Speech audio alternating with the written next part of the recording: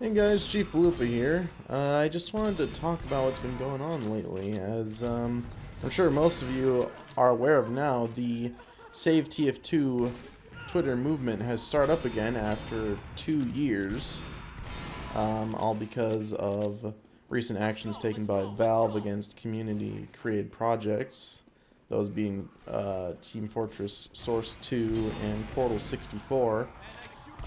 Which seems to have been the straw that broke the camel's back, because at the end of the last Save TF2 effort that we tried, Valve gave us a promise in their own tweet on the account that they hadn't used for 2 years that they heard us and that they cared about the situation and planned on taking steps to improve it, which at least seemingly seems to have been a big fat lie, because everyone agrees that sometime after that the bots were less. They were lesser than they were before. However, there is no evidence whatsoever that that is Valve's doing.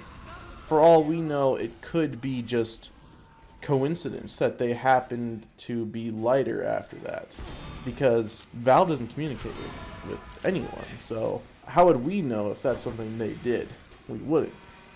I mean, potentially they did something, but we have no idea what it was. So they just haven't helped fix the bot problem at all. After the recent news of them requesting a takedown of those projects, people are fed up, and people want their game back. People want to play Team Fortress 2 again, because a lot of people can access community servers to get the experience that they want from, say, Uncletopia and everything. But a lot of other people are forced to play on Valve servers. And those Valve servers tend to be entirely unplayable because of this issue, which is a real shame. If Valve just wanted to take TF2 down and shut down all the servers, people would accept it. They would totally accept it, but this isn't that case, because Valve wants to keep the game going because it makes them money. Valve wants to keep putting out cases so that people can buy them and continue making the company money through TF2. So if they're going to keep making money off the game, we should have a working, playable game.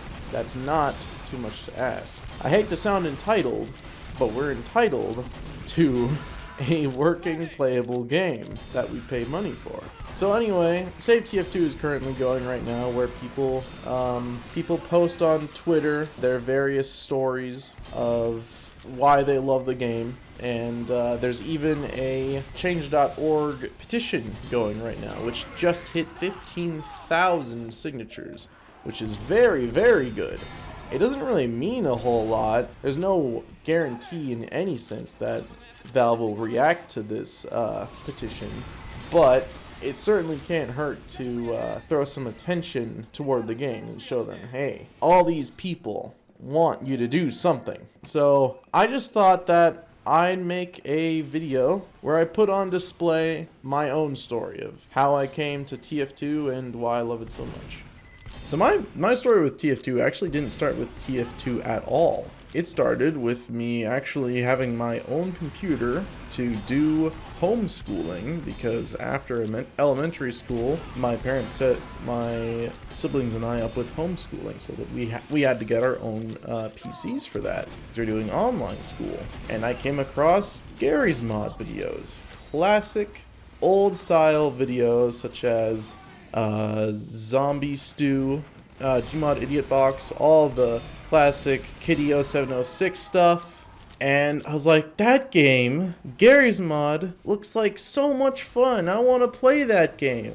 But I was real confused, because at the time I was a console purist. I had never actually played many PC games before, at least not PC exclusive games. So I quickly learned what Steam was, and that I had to get it in order to get the game. And I got my mom's permission and everything, so we went onto the store, my brother and I, to look at Gary's Mod on there, and we realized that it's not on the store anymore, but back in the day, there used to be this blatant lie on the Steam store for Gary's Mod that specifically stated that you needed a source game, a game that runs in the source engine for this game to work. I'm like, oh, well, that's lame, but I really want to play the game, so I guess I gotta get a source game. So I ended up picking up TF2 because this was before the Uber update, so I ended up buying TF2 just so I could play Gary's mod. And my siblings and I played Gary's mod for a long time, and we loved that. But I was always curious as to what TF2 is about, because I saw all the characters and everything in the classic animations, and I was transfixed by the strange art style. So I, one day, just decided to boot up and see what it was like. Only to be kind of disturbed by the Valve guy, just like everyone else was for the first time. My mother actually saw and was worried that I was playing some sort of horror game. And then I jumped in and started playing with my brother because he ended up getting the game as well. We jumped into our own server on local area network, and we started just playing around, having fun, and going after the milestone achievements that we'd heard of after a bit, which is one of my favorite memories of TF2 is going after the milestone achievements just so I can get a bunch of really cool weapons, such as the Force of Nature, which for some reason I thought was like the coolest weapon back in the day. Just like, oh yeah, look at me and my straight downgrade, awesome. But going after the milestone achievements was a really fun noob experience for myself back in the day. I always remember that. But I didn't actually get started with playing Valve servers for a long time. My brother and I, and my sister sometimes too, because she enjoyed the game quite a bit, even though she doesn't really play games much at all. We just kind of chilled on Achievement Idol servers and CP Orange servers for a long time. We had no idea you could even like play TF2 in any sort of competitive sense whatsoever. It was just fool around on Achievement Idol all day long, laughing our butts off at the most random things, and getting better at the game slowly but steadily just from screwing around. And at some point, I can't remember why this was, I took a break from the game. I guess I just got tired of just messing around in the game for so long, and not really, with nothing really to do, no objectives or anything. So I'd say for maybe 2 years I didn't play, and then I came back and I played the game, and I'm like, you know what? Instead of going into the community server tab to go to the places I always am familiar with, I'm gonna try this matchmaking feature. And I tell you what, everything was different from that point on. I started to actually try, and it was the best. As much as I enjoyed the hell out of just screwing around in the game, once I got into actual casual, I loved it. Because before this, I had played CSGO quite a bit. I was getting really into CSGO and actually trying to do good at an FPS shooter against other players. But once I picked up TF2 again and actually got into the whole, trying to get good and be better at people thing, I ditched CSGO so hard. There's no reality where I'd go play CSGO and play that competitively over TF2. Because to me, TF2 competitive play, even though I don't really play competitive, I just really like to try and casual, is so much more fun. I love the nuances of playing TF2 and trying to do well. It's so good.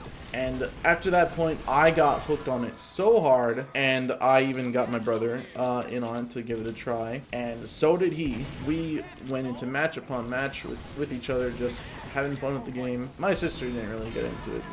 She was far more a fan of just screwing around in community servers, but we even got a bit too into it, where we'd get upset, as you can imagine. That happens in every FPS game. But that leads me kind of where I am now, except that I know so much about the game after playing it for over a decade. I really just wanted to use my knowledge of it to teach other people about things that I like about it, such as the weapons and stuff. So one day I was playing Watch Dogs, and I'm like, you know, I love playing video games so much, but there's something I'm missing. Something I'm missing so hard, as if like I'm wasting my time or something. Like, you know, I love talking about video games too. I really do. And Watch Dogs technically is what got me started on making videos, because I wanted to make a short review of Watch Dogs. But once I got into it, I